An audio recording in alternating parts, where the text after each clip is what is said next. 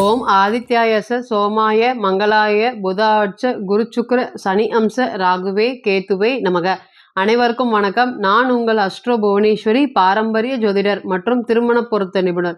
நீங்கள் நம்ம சேனலை ஃபஸ்ட்டு டைம் பார்க்குற மாதிரி இருந்தால் சேனல் சப்ஸ்கிரைப் பண்ணிவிட்டு பெல் பட்டன் கொடுத்து ஆல் ஆப்ஷன் கிளிக் பண்ணிக்கோங்க.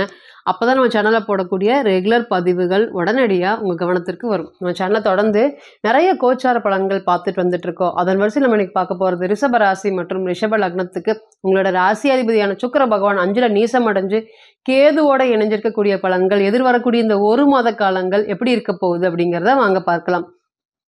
சுக்கிர பகவான் ஏறக்குறைய 25/8/2024 மேலேயே கன்னி ராசிக்கு பயிற்சி அடைய போறாரு. இது ரிஷபத்துக்கு எப்படி தாக்கத்தை கொடுக்க போகுது? காலபுருஷனுக்கு இது ரிஷபம் பார்த்தீங்கன்னா 2வது வீடு. இங்க சந்திர பகவான் உச்ச பலம் பெற்று சுக்கிர பகவான் மூல திரிகோணம் பலம் பெறக்கூடிய வீடு. காலபுருஷனுக்கு 2வது வீடா இருக்கிறனால இந்த ராசியை பொறுத்தவரையும் எப்பொழுதுமே பார்த்தீங்கன்னா முகழ் லட்சணம், அதே போல சம்பாதிக்கக்கூடிய எண்ணங்கள், சின்ன வயதிலே பார்த்தீங்கன்னா கடுமையாக உழைக்கக்கூடிய நபர்கள். ரிஷப வீடாக வரதுனால எந்த ஒரு விஷயத்தையுமே பார்த்தீங்கன்னா நான் நல்ல வீடு கட்டணும், நான் நல்ல நகை வாங்கணும், நான் நல்லா சம்பாதிக்கணும், அந்த மாதிரி நல்ல அப்படிங்கிறத எல்லாத்த விடையும் திறமையாக ஒரு விஷயங்களும் மேம்பட்டு செய்யணும் அப்படிங்கிற சாதாரணமாக எல்லா மாதிரி இருக்கக்கூடாது. நம்மளுக்குன்னு தனியாக ஏதாவது ஒரு திறனை வளர்த்திக்கணும் அப்படிங்கிறத ரொம்ப தெளிவாக இருப்பாங்களா ரிஷபம் அப்படின்னு கேட்டிங்கன்னா ரொம்ப தெளிவாக இருப்பாங்க. அதற்காக நிறைய முயற்சிகளும் பண்ணுவாங்க. இவங்களோட ராசியாதிபதி ராசிக்கு 6ஆம் அதிபதியாக வர்றதுனால கடினமான முயற்சிகள் அல்லது வெற்றிகளை பார்த்திங்கன்னா சின்ன வயதிலே அனுபவிக்கக்கூடிய நபர்கள். ஒரு குழந்தைய கேட்டிங்கன்னா நான் இந்த வயசில் இப்படி தான் ஆவேன், இந்த வயசில் நான் யூனிஃபார்ம் சர்வீஸில் இருக்கணும் அப்படிங்கிற மாதிரி தெளிவாக தன்னுடைய பிளானிங்கை போடக்கூடிய நபர்களா அப்படின்னு கேட்டிங்கன்னா ரிஷபத்தை பொறுத்த வரையுமே யதார்த்த மனப்பான்மை ரொம்ப அதிகம். கடகத்துக்கு இணையான தாய் அன்பு அல்லது யதார்த்தம், ஒரு விஷயம் நான் யதார்த்தத்தால் ஏமாந்துட்டேன் அப்படின்னா அங்கே ரிஷப ராசி மற்றும் ரிஷப லக்னத்திற்கும் நமக்கு பார்த்திங்கன்னா நமக்கு என்ன வேணும் அப்படிங்கிறது ரிஷபத்துக்கு தெரியவே தெரியாது. எல்லாருமே நல்லா இருக்கணும், எல்லாரும் நம்மளை மாதிரி யதார்த்தமாக இருக்கணும் அப்படிங்கிற மாதிரி நினைக்கக்கூடிய நபர்கள் நிறைய விஷயத்த சீக்கிரம் ஏமாந்துருக்காங்களா அப்படின்னு கேட்டிங்கன்னா கண்டிப்பாக ஏமாந்துருக்காங்க. இன்னைக்கு அஷ்டமாதிபதி ராசியில் இருக்கார். இதை தவிர மனக்குழப்பங்கள் எதுவுமே இல்லையா அப்படிங்கிற அளவுக்கு மனக்குழப்பங்கள் போயிட்டு இருக்கா ரிஷபத்தை பொறுத்தவரை அப்படின்னு கேட்டிங்கன்னா ஆமாம். என்னென்ன விஷயங்கள் நல்லதாக பண்ணுறீங்களோ அது எல்லாமே உங்களுக்கு அவமானங்களாக வருதா அப்படின்னு கேட்டிங்கன்னா வருது. நான் மற்றவங்களுக்கு நல்லதாக தாங்க நினைக்கிறேன், ஆனால் ஏன்னா இந்த மாதிரி சொல்லிட்டாங்க அப்படிங்கிற அளவுக்கு எனக்கு குரு மேலே சந்திரன் போயிட்டுருக்கா அப்படின்னு கேட்டிங்கன்னா கண்டிப்பாக போயிட்டுருக்கு. அது என்ன அந்த மாதிரி பேசுறது உங்களுக்கு மட்டும்தான் தெரியும். இதனால் பார்த்திங்கன்னா மற்ற ராசியை பொறுத்தவரை தெரியாது, ஓப்பராக வெளியே தெரியாது. ஆனால் இன்றைக்கி சந்திரன் மேலே குரு போகிறதுனால அமைதியாக உங்ககிட்ட மட்டும் சொல்லிட்டு போயிடுவாங்க. அந்த அளவுக்கு பார்த்திங்கன்னா ஒரு மன அழுத்தம், மன சுமைகள் அதிகமாக ஓடிட்டுருக்கா அப்படின்னு கேட்டிங்கன்னா கண்டிப்பாக ஓடிட்டுருக்கு. இன்னைக்கு என்னன்னு கேட்டிங்கன்னா கடன் பிரச்சனைகள், சொல்ல முடியாத அளவுக்கு கடன் சுமைகள் தலை விரித்து ஆடிட்டு இருக்கா அப்படின்னு கேட்டிங்கன்னா இருக்குது. ஏன்னா ரிஷபத்தை பொறுத்தவரையும் சேமிக்கக்கூடிய மனப்பான்மை ரொம்ப ரொம்ப கம்மி. என்ன இருக்கோ அதை வரவு செலவு கணக்கை வச்சுக்கிட்டு இப்போ ஒரு வீடு வாங்கினா அந்த வீட்டுக்கு இஎம்ஐ அப்படிங்கிற மாதிரி தொடர்ந்து ஒன்று வச்சுட்டு ஓடிட்டே இருப்பாங்க. அதுக்கு நாளைக்கு எச்சா பணம் வந்தாலுமே வச்சுக்கலாம், சேமிக்கலாம், நமக்கு ஃப்யூச்சருக்கு வேணும் அப்படிங்கிறதெல்லாம் தெரியவே தெரியாது. பணம் வந்தால் ஒரு மாதிரி, பணம் இல்லைன்னா ஒரு மாதிரி. இதெல்லாமே ரிஷபத்துக்கிட்ட இல்லை. எல்லா நேரமும் ஒரே மாதிரி இருப்பாங்க. அதனாலேயே இன்னைக்கு ஏன் இப்படி இருக்கிறோம் அப்படிங்கிற மாதிரி பொருளாதாரத்தில் பெரிய இறக்கத்தை சந்திச்சோன்னே யோசிப்பாங்களா அப்படின்னு கேட்டிங்கன்னா கண்டிப்பாக யோசிப்பாங்க. எனக்கு பொருளாதாரத்தில் எந்த பிரச்சனையும் இல்லை அப்படிங்கும்போது நிச்சயமாக இந்த குரு பகவான் உறவில் கை வைப்பாரா அப்படின்னு கேட்டிங்கன்னா கண்டிப்பாக கை வைப்பார். செய்யாத தப்புக்கு ஒரு சின்ன ஒரு மெசேஜ் அனுப்பியிருப்பீங்க, அந்த மெசேஜில் ஒரு பிரச்சனையை கண்டுபிடிச்சி அது பெரிய அளவுக்கு பிரச்சனைகள் போய் அவங்களுக்கு மன்னிப்பு கேட்கக்கூடிய ஒரு சூழ்நிலைகள், அதே போல் பேச்சுவாக்கில் ஒரு யதார்த்தமாக ஒரு சொல்லக்கூடிய விஷயங்கள் கூட மற்றவங்களுக்கு தப்பாக தெரிஞ்சு உங்களுக்கு கீழே இருக்கக்கூடிய 10 வயசு 15 வயசு இருக்கக்கூடிய நபர்கள்கிட்டலாம் நீங்கள் மன்னிப்பு கேட்கக்கூடிய சூழ்நிலைகளை ஏற்படுத்தி கொடுத்துருக்குமா அப்படின்னு கேட்டிங்கன்னா கண்டிப்பாக இப்போ அவமானங்கள் தான் போயிட்டுருக்கா அப்படின்னு கேட்டிங்கன்னா கண்டிப்பாக போயிட்டுருக்கு.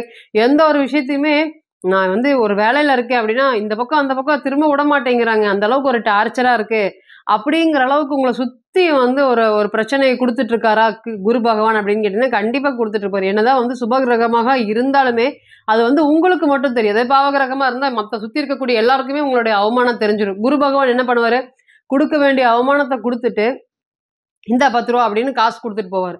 அந்த அளவுக்கு பார்த்திங்கன்னா உங்களுக்கு அவமானங்கள் ஏற்பட்டிருக்கா அப்படின்னு கேட்டிங்கன்னா கண்டிப்பாக ஏற்பட்டிருக்கு. 100 ரூபா வர வேண்டிய இடத்துல இந்த 20 ரூபா சந்தோஷமாக வச்சுக்கோங்க அப்படிங்கிற அளவுக்கு குடுத்துட்டு போயிட்டுருக்காரா அப்படின்னு கேட்டீங்கன்னா, குடுத்துட்டு போயிட்டுருக்காரு. நெறையா விஷயங்கள் நீங்களும் இழந்திருக்கீங்களா அப்படின்னு கேட்டீங்கன்னா, இழந்திருக்கீங்க.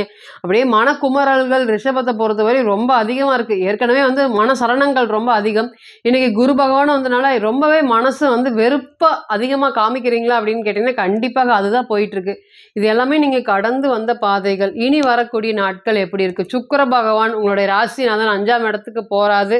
அது நல்லதுன்னு சொல்றதா? இல்ல அங்க போய் நீசம் அடைறது அது கெட்டதுன்னு சொல்றதா? இல்ல அங்க போய் கேதுவோட இணையறது அது எப்படி இருக்க போகுது? ஃபர்ஸ்ட்டு வந்து பார்த்தீங்கன்னா, ராசிநாதன் 5ஆம் இடத்துக்கு போறாரு.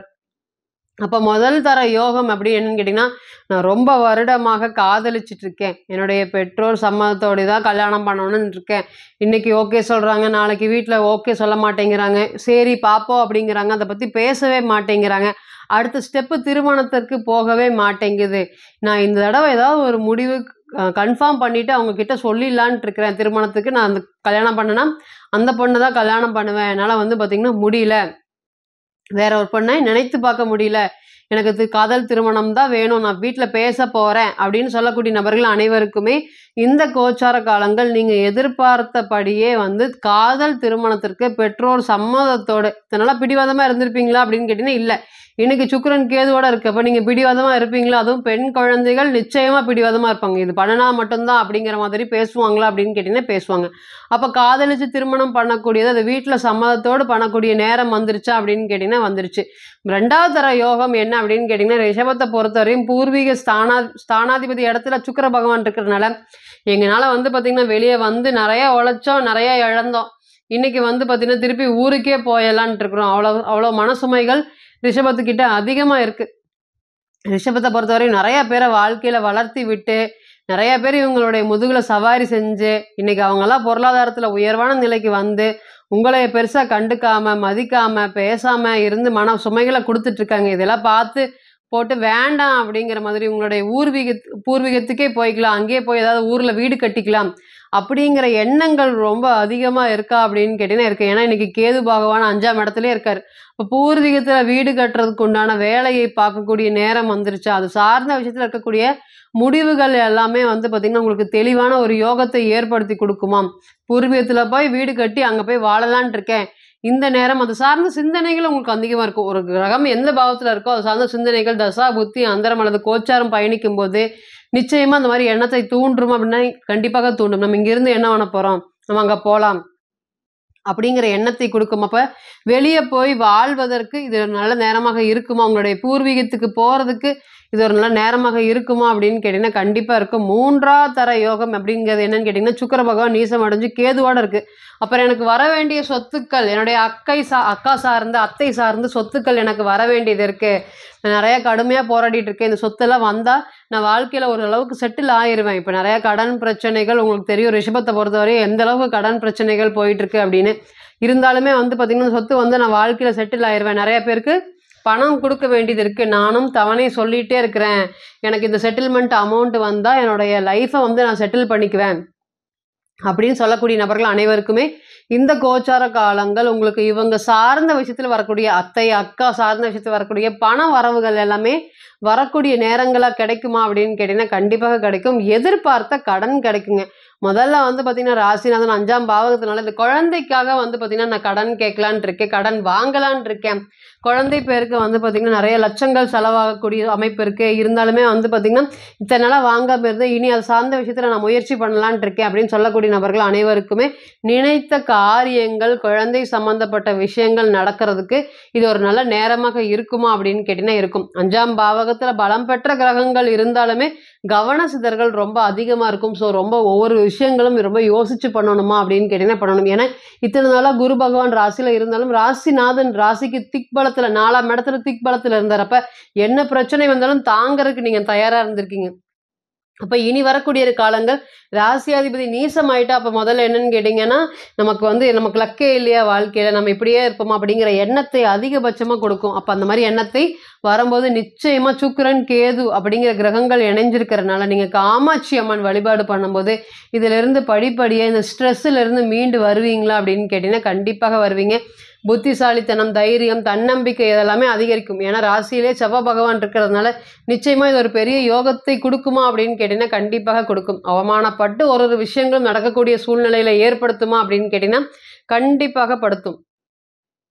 இப்போ நீங்கள் கேட்டு செஞ்சுட்டு இருந்த அனைத்துமே கோச்சார பலன்கள் தான். 40லிருந்து 60% மட்டுமே பொருந்தும். தனிப்பட்ட ஜாதகத்தை நம்ம எடுத்து தசா புத்தி நடப்பு அந்தரம் கணிக்கும் போது கிரகம் பெற்ற பலம் பலவீனம் அடிப்படையில் பலன்கள் கூடவோ குறையவோ செய்யும் அப்படிங்கிறதுல ஒருபோதும் மாற்றம் இல்லைங்க.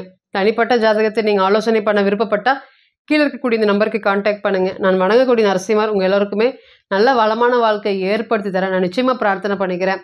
மீண்டும் ஒரு பதிவில் உங்களெல்லாம் சந்திக்கும் வரை உங்களிடமிருந்து விடைபெறுவது உங்கள் அஸ்ட்ரோ புவனேஸ்வரி. நன்றி, வணக்கம்.